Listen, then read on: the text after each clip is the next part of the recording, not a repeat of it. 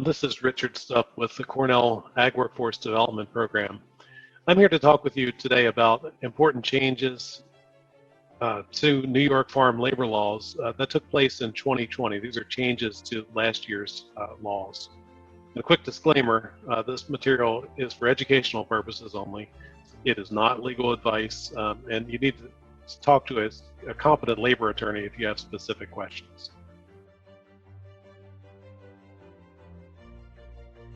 First of all, we got definitions of what a farm laborer is and what a farm family member is. And further, there's some other exemptions that apply to certain managers and professionals that you might have at your business to make sure that you have your people categorized correctly and that you're taking advantage of any opportunities to classify them as exempt from overtime and day of rest.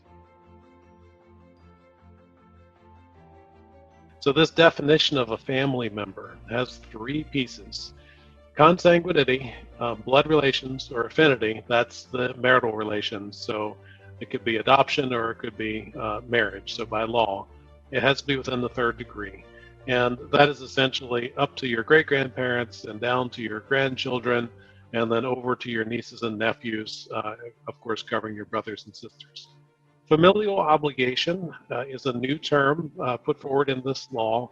At this point, it essentially means what you might think it means. It's just a simple sense of family obligation that I'm working at the farm because I have the responsibility for the family and a different feeling than what I might feel for an employer who's not related to me. And then last thing, importantly, for family members, if we want to define them that way, they can't be paid by their hours or days of work. It has to be a salary or stipend-based pay. Degree of relationship by consanguinity or affinity is confusing for a lot of folks, but we put this chart together for people to help understand.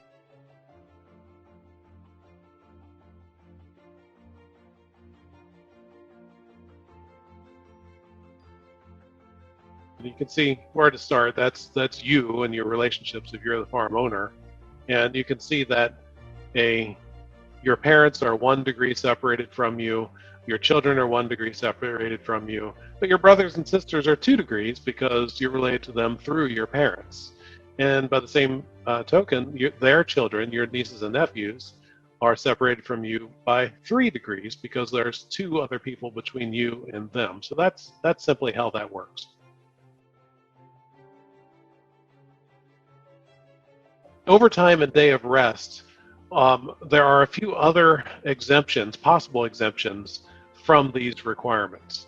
And this has to do with people typically who are not family members, but are managers in the business. And those 3 exemptions are executive, administrative, and professional. And there are specific rules for each of those as to which positions will qualify to fit into that exemption.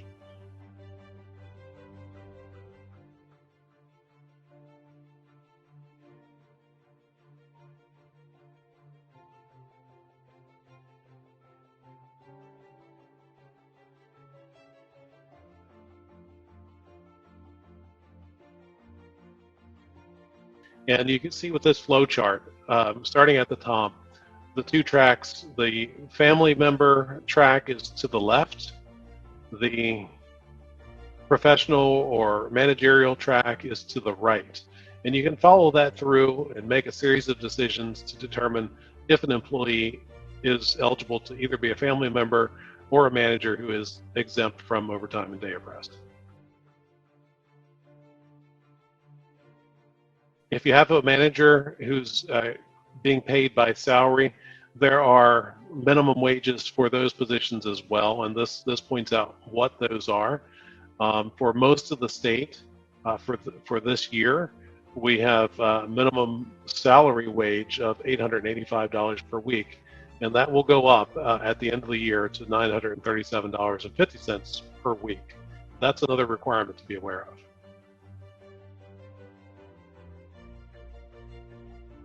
But it's important just to keep in mind and just to follow up with your business that these changes have occurred, and you need to understand them to make sure that you have your people categorized correctly and that you're taking advantage of any opportunities to classify them as exempt from overtime and day of rest.